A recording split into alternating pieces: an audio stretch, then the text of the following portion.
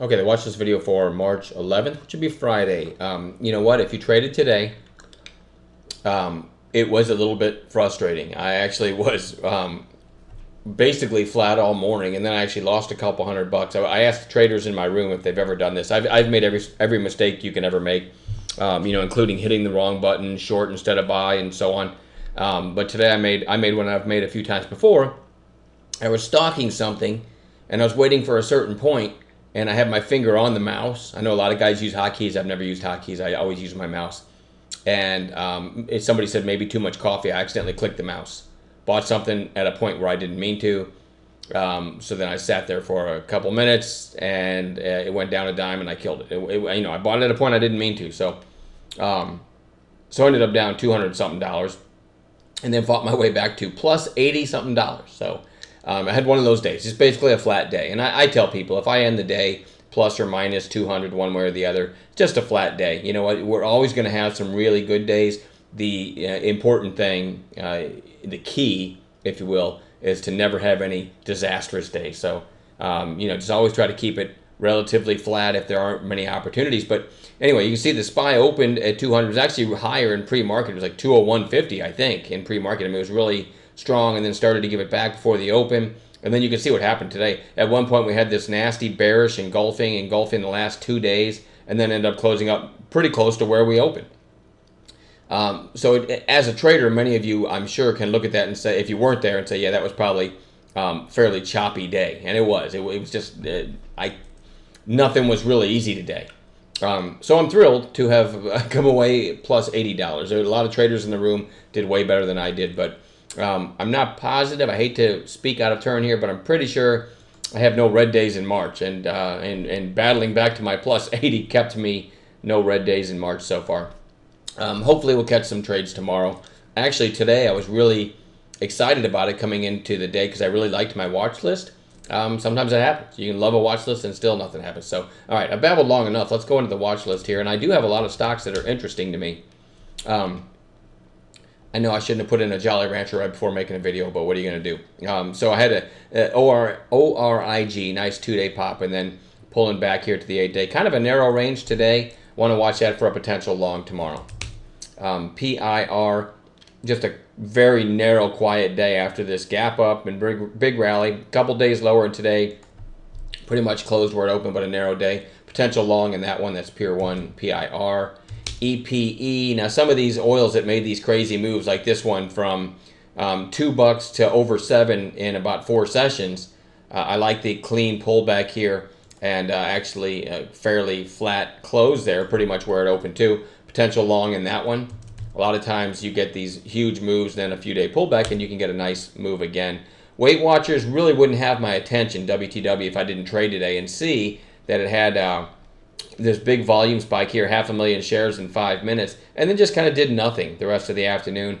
But because of this volume, I think Oprah was on the cover of O Magazine, I think, which makes sense because it's her magazine. But I don't know how many readers of her magazine didn't already know she was on Weight Watchers, and I didn't see the before picture, but I saw the after picture. The before picture is really what matters here. But anyway, she's put a picture of herself after being on Weight Watchers for a while.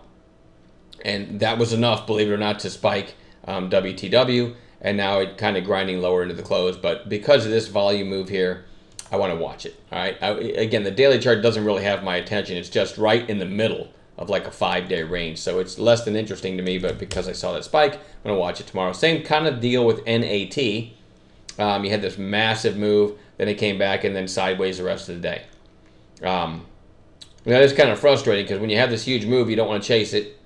Then it comes back down, and then people maybe people get long here on, say, okay, now it's going to go back up, and then it doesn't go back up, and then maybe people say, okay, failed bounce, right? So they get short, and then you can see what happens. It just chops people to death. I saw on Twitter a lot of people, paid a lot in commissions today and didn't have much to show for it. I'm sure there's really good traders out there that killed it too, but anyway, NAT, because of that intraday spike, I think deserves to be on watch tomorrow. The daily, kind of like Weight Watchers, not really in love with it. SPEX, big volume spike here. See this down here? It looks like it was a big reverse split.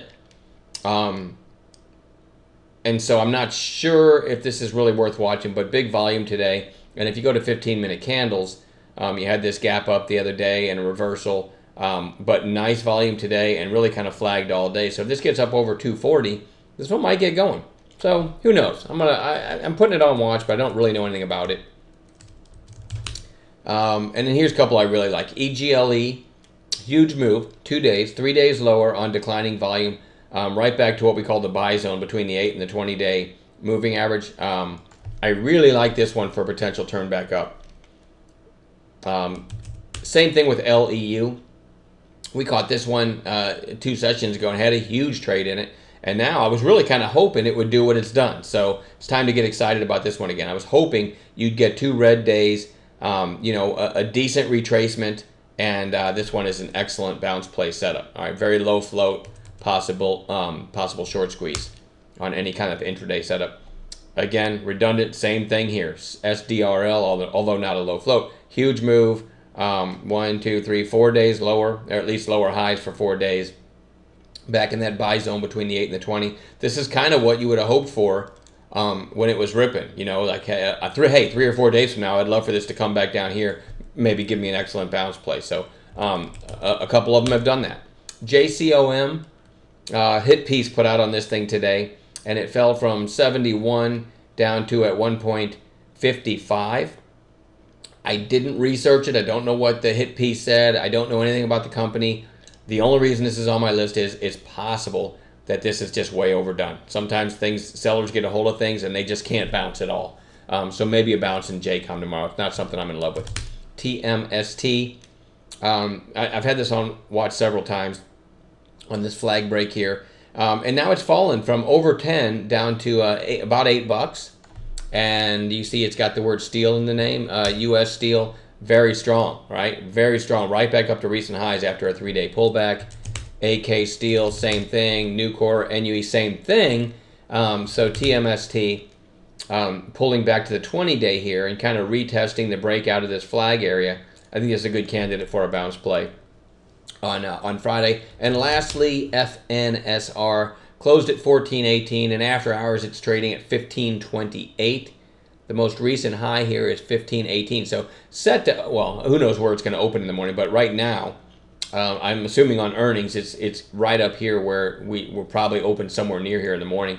So that's one potential gap play tomorrow as well. All right, guys, that's plenty to watch. And hopefully we'll add some gappers in the morning in addition to this FNSR. So enjoy the rest of your night, and we'll talk to you tomorrow.